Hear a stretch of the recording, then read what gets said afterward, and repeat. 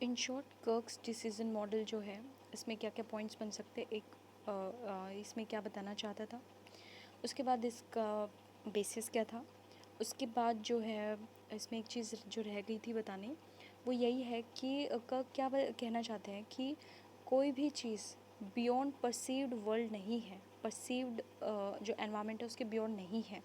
यानी जो भी चीज़ तुम्हारे परसीव्ड एनवायरनमेंट में है उसी के बेसिस पे तुम्हारा डिसीज़न होता है। डिसीज़न जो मेकिंग होती है, जो तुम डिसीजंस लेते हो, वो तुम्हारे परसीव्ड एनवायरनमेंट पे बेस्ड होती है। ऑब्वियसली अगर कोई चीज़ आपकी परसेप्शन में नहीं है, कोई चीज़ का सोचने का तरीका आपका वो नहीं है, तो आपका जो डिसीज़न होगा वो भी उस तरीके का नहीं होगा। ठीक है, यानी जिस तरीके से आपका परसेप्शन होगा, जिस तरीके से आप चीज़ों को देख रहे हैं, जिस तरीके से आप उस चीज़ के बारे में सोचते हैं, आपका डिसीज़न भी उसी के अकॉर्डिंग होगा। ठीक है, यानी सेम परसीव जो एनवायरनमेंट है, ठीक है, उसका बेसिस पे ही आपके जो है डिसीजंस होंगे। ठीक है, उसके बाद नेक्स्ट पॉइंट जो है वो क्या बन सकता है, इसमें हो गया हम इसमें क्या बताना चाहता है, क्या बेसिस है। फिर उसके बाद इसके जो सब पॉइंट्स हैं, ठीक है, क्या बताना चाहता है, क्या उसका बेसिस था, फिर क्या उसकी अजम्पशंस रही हैं, फिर जो मेन जो उसने बताया था, और फिर एक डायग्राम। ठीक है, ये स्ट्रक्चर रहेगा।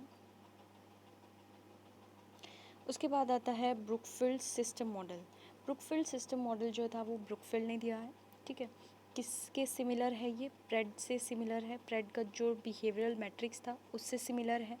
ठीक है, और जो ये मॉडल है, और प्रेड के मॉडल की तरह ही ये भी जो है ह्यूरिस्टिक डिवाइस जो है पे इंटेंडेड है।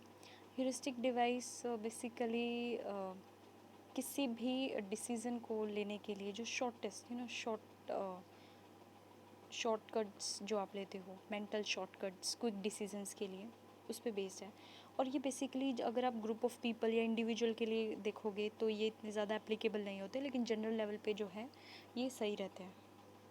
ठीक है, यानी क्विक डिसीजंस कैसे ले जाते हैं, आपके जो पास्ट इंसिडेंसेस हैं उनके बेसिस पे चीज़ों को बार बार उसी गहराई से ना सोच के, पास्ट जो इंसिडेंसेस हुए हैं उनके बेस पे कंक्लूजन तैयार करके फटाफट क्विक डिसीजंस जो लेते हैं। ठीक है, उसके बाद अगर हम देखें इसमें क्या बताया था इन्होंने, ब्रुकफील्ड मॉडल में इन्होंने क्या लिया है, एक लोकल लेवल पे, ठीक है, लोकल लेवल पे एक मैन एनवायरनमेंट सिस्टम लिया है। ठीक है, यानी एक मैन एनवायरनमेंट सिस्टम की बात करेगा जो कि लोकल लेवल पे है। और क्या है ये जो लोकल लेवल पे जो इसने मैन एनवायरनमेंट सिस्टम लिया है, ये क्या है, ये ओपन सिस्टम है। ओपन सिस्टम है मतलब जो बाकी और भी लोकल सिस्टम्स होंगे, लोकल लेवल के जो बाकी अलग अलग सिस्टम्स होंगे, वो इसको इन्फ्लुएंस कर सकते हैं और ये उनको इन्फ्लुएंस कर सकता है। तो यानी जो ये सिस्टम है वो ओपन सिस्टम है।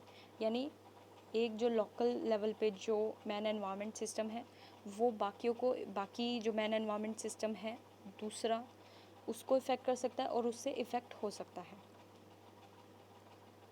ठीक है, तो ब्रुकफील्ड मॉडल जो है वो प्रेड के सिमिलर है, और दोनों का जो मॉडल है वो ह्यूरिस्टिक डिवाइस पे इंटेंडेड है। और उसके बाद इसमें अपने मॉडल में इसने क्या बताया था, इसने एक लोकल लेवल पे एक मैन एनवायरनमेंट सिस्टम लिया है जो कि ओपन सिस्टम है। ओपन क्यों है, क्योंकि बाकी और भी जो सिस्टम्स हैं उनसे ये इन्फ्लुएंस हो सकता है और उनको इन्फ्लुएंस कर सकता है। इसमें अब इसने क्या बताया कि जो ये मैन एनवायरनमेंट जो सिस्टम लिया है लोकल लेवल पे, अब इसमें अलग अलग सब सिस्टम है, यानी इसके अंदर भी और सिस्टम्स हैं। ठीक है, इसके भी सब पार्ट्स हैं। इसमें जैसे रिप्रेजेंट करेगा उसका क्या सोशो कल्चरल एस्पेक्ट्स हैं। ठीक है, और क्या बिहेवियरल एनवायरनमेंट है, क्या उसका फिनोमिनल एनवायरनमेंट है, क्या ऑब्जेक्टिव एनवायरनमेंट है। ठीक है, और किस तरीके से जो है ये सब सिस्टम्स जो हैं वो डिसीज़न मेकिंग को इन्फ्लुएंस करते हैं। इसमें कुछ टर्म्स जो हैं वो समझनी पड़ेंगे इसको करने से पहले। इसमें है सबसे पहले जो है वो ऑब्जेक्टिव एनवायरनमेंट। ठीक है, ऑब्जेक्टिव एनवायरनमेंट क्या होता है, जो एग्जिस्टिंग एनवायरनमेंट है। ठीक है, जो एग्जिस्टिंग एनवायरनमेंट है उसको क्या बोलते हैं, ऑब्जेक्टिव एनवायरनमेंट, यानी जिसमें चेंजेस हो ना हो उससे कोई फ़र्क नहीं पड़ता। ठीक है, वो इतना ज़्यादा मेजर कंसर्न नहीं है। उसके बाद आता है ऑपरेशनल एनवायरनमेंट। ऑपरेशनल एनवायरनमेंट क्या होता है कि किस तरीके से ऑब्जेक्टिव जो एनवायरनमेंट है, जो हमारा एग्जिस्टिंग एनवायरनमेंट है, उसमें किस तरीके से एक्शंस और ऑपरेशंस जो है वो हो रहा है, ठीक है, किस तरीके से वो ऑपरेट कर रहा है। उसके बाद आता है तीसरा environment, phenomenal environment. Phenomenal environment क्या होता है कि जब हमारे ऑब्जेक्टिव एनवायरनमेंट में, ठीक है, ह्यूमन एक्टिविटीज़ जो है, ह्यूमन एक्टिविटीज़ होती हैं या ह्यूमन इंटरफेयर करता है और उसमें जो चेंजेस करता है, उससे जो एनवायरनमेंट बन के आता है, जो एनवायरनमेंट होता है, उसको बोलते हैं फिनोमिनल एनवायरनमेंट। और एक होता है फोर्थ, हमारा परसीव्ड एनवायरनमेंट या बिहेवियरल एनवायरनमेंट, जो कि किस पे बेस्ड होता है, अलग अलग परसेप्शन पे, यानी अलग अलग इंडिविजुअल्स का अलग अलग परसेप्शन होगी और उनके लिए, हर किसी के लिए अलग अलग एनवायरनमेंट, परसीव्ड एनवायरनमेंट अलग अलग होगा, ठीक है।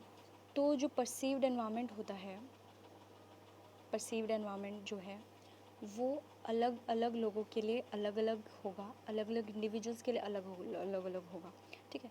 यानी जो ऑब्जेक्टिव एनवायरनमेंट है वो हमारा ऑपरेशनल एनवायरनमेंट पे कन्वर्ट हो सकता है, या फिनोमिनल एनवायरनमेंट में, या फिर हमारे परसीव्ड एनवायरनमेंट पे।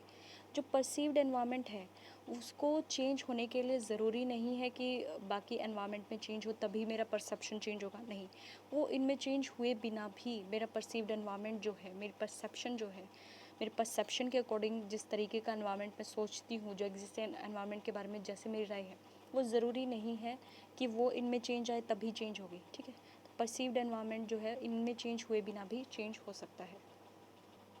फिर जैसा कि हम देख सकते हैं इसमें डायग्राम के थ्रू कि ये जो पूरा है ये क्या है, मैन एनवायरनमेंट सिस्टम है लोकल लेवल पे, ठीक है। ये ओपन सिस्टम है, यानी इसी जैसा अगर कोई और भी सिस्टम है तो वो इसको इन्फ्लुएंस कर सकता है और ये उसको इन्फ्लुएंस करेगा, ठीक है।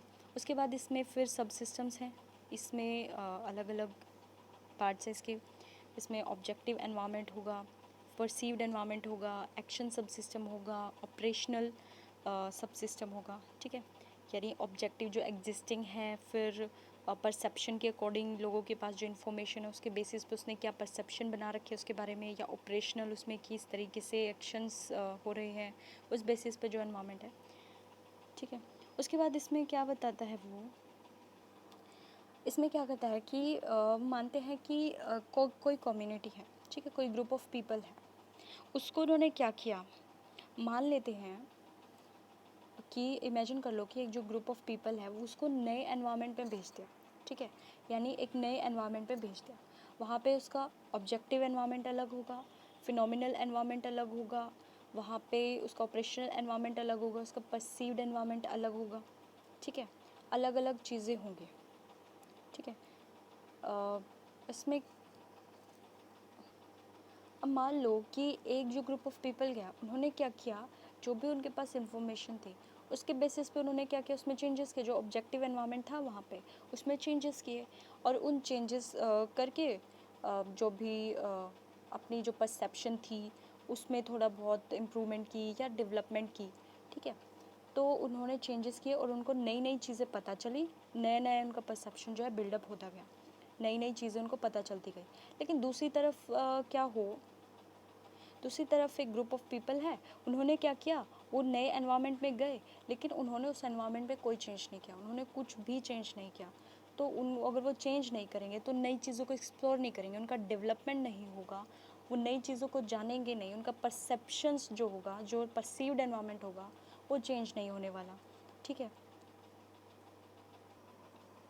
यानी ऐसे केस में जिसमें कोई भी चेंजेस वो नहीं कर रहे हैं, ठीक है, उसमें बिल्कुल स्टडी मतलब कोई ग्रोथ ही नहीं होगी, तो एक स्टेगनेंट हो जाएगी वो सोसाइटी, ठीक है, उसमें कोई डेवलपमेंट देखने को नहीं मिलेगी। इसमें बेसिकली जो इस तरीके का सिचुएशन है वो कहाँ देखने को मिलते हैं, जो प्रिमिटिव ग्रुप्स होते हैं, जो प्रिमिटिव सोसाइटीज़ होते हैं, जो ट्राइबल ग्रुप्स होते हैं, जैसे बेसिकली तुम्हें अफ्रीका और साउथ अमेरिका, यहाँ पे जो जंगलों में जो तुम्हें ट्राइबल पीपल दिखने को मिलते हैं, वो इतने ज़्यादा अपने ऑब्जेक्टिव एनवायरनमेंट में चेंजेस नहीं करते हैं, और चेंजेस नहीं कर रहे, डेवलप नहीं कर रहे हैं खुद को, ज़्यादा डेवलपमेंट नहीं कर रहे, तो उसमें क्या होगा, उनकी जो सोसाइटी होगी, ठीक है, उसमें इतने ज़्यादा डेवलपमेंट नहीं देखने को मिलेगी। अब चेंजेस की जो हम बात करें, वो चेंजेस क्या हो सकते हैं, वो पॉजिटिव नेगेटिव कैसे भी चेंजेस हो सकते हैं। मान लो डिस्ट्रक्शन अगर कर रहे हो, डिफॉरेस्टेशन कर रहे हो, डिस्टर्ब कर रहे हो इकोसिस्टम को, या फिर कोई चीज़ रिमूव कर रहे हो वहाँ से, या कोई चीज़ ऐड कर रहे हो, ठीक है, फॉरेस्टेशन कर रहे हो, डिफॉरेस्टेशन कर रहे हो, तो कोई भी चेंजेस जो कर रहे हो, अगर कम्युनिटी चेंज करती रहेगी तो वो नई नई चीज़ों को, नई नई चीज़ें उसके सामने आएंगी और नई नई चीज़ों को वो सीखेगी और नई नई इन्फॉर्मेशन उससे मिलेगी। जबकि दूसरी तरफ जो सेम सोसाइटी है, जो बेसिकली हमें प्रिमिटिव सोसाइटी, जो ट्राइबल ग्रुप्स है उनको में देखने को मिलते हैं, वो इतना ज़्यादा चेंजेस नहीं कर रहे हैं, तो उनको नया कुछ सीखने को नहीं मिलता और डेवलपमेंट उनकी स्टेगनेंट हो जाती है, कोई डेवलपमेंट देखने को नहीं मिलती, ठीक है। उसके बाद फिर यही है कि जो उन्होंने सीखा, जो सोसाइटी अगर चेंजेस कर रही है तो जो सीखेगी, फिर उसके बाद उसको ज़रूरत है कि वो एजुकेशन के थ्रू या किसी भी मीन के थ्रू वो लोगों में पास करे, ठीक है, ताकि बाकी जो है वो उसको से जल्दी सीख पाएँ और क्विक डिसीजंस जो हैं वो ले पाएँ। इसी के बेस पे फिर वही है कि हर सोसाइटी जो होती है फिर वो अलग अलग होती है, चाहे उस पॉपुलेशन साइज़ में हो, कंपोजिशन में हो, तो सबका अपने अलग अलग नीड्स, डिमांड्स होती हैं, जिस भी तरीके की वो चेंजेस करे, जिस हिसाब से वो डेवलप करे, उस हिसाब से उसकी अलग अलग डिमांड्स होती हैं, ठीक है, और वो वेरी कर सकती है पॉपुलेशन ग्रोथ के साथ, ठीक है, रेट ऑफ पॉपुलेशन जो ग्रो हो रही है वो इफ़ेक्ट करेगी क्या नीड्स हैं, क्या डिमांड्स हैं उनकी, ठीक है। तो इन्हीं के बेसिस पे फिर लास्ट में जो सिस्टम है, अब वो लार्ज होगा या स्मॉल होगा, यानी ग्रो करेगा या और श्रिंक होता जाएगा, ठीक है, और चेंज होगा, अब बाकी सिस्टम्स के साथ किस तरीके का रिलेशन होगा वो फिर चीज़ें इस पे डिपेंड करेंगे। मतलब जितना ज़्यादा जो है ग्रुप ऑफ पीपल जिस नए एनवायरनमेंट में जाके चेंजेस करेगा, वो नई चीज़ एक्सप्लोर करेगा, डेवलपमेंट होगी, नया परसेप्शन बिल्डअप होगा, नई नई चीज़ें सीखेंगे, उसको फिर उसके हिसाब से उनकी नीड्स, डिमांड्स होंगी, उसके बेसिस पे सोसाइटी ग्रो करेगी, लार्ज हो गया, स्मॉल होगी, वो चीज़ें डिपेंड करती हैं। और कंक्लूजन में यही है कि अ, इसमें फिर बेसिकली यही है कि जो सिस्टम है वो सिर्फ ऑब्जेक्टिव एनवायरनमेंट पे डिपेंड नहीं करता, वो हर तरीके के एनवायरनमेंट पे डिपेंड करेगा, वो उसके परसीव्ड एनवायरनमेंट, वहाँ पे operational environment, phenomenal environment, technological advancement, social structure कैसा है, उन सब चीज़ों पे डिपेंड करता है। यही चीज़ें जो हैं वो डिसाइड करेंगी कि जो सिस्टम है, जो मैन एनवायरनमेंट सिस्टम है, वो ग्रो होगा, स्मॉल होगा, या रिलेशन कैसा होगा उसका बाकी सिस्टम्स के साथ, ठीक है, वो इन सब काइंड ऑफ एनवायरनमेंट पे डिपेंड करता है।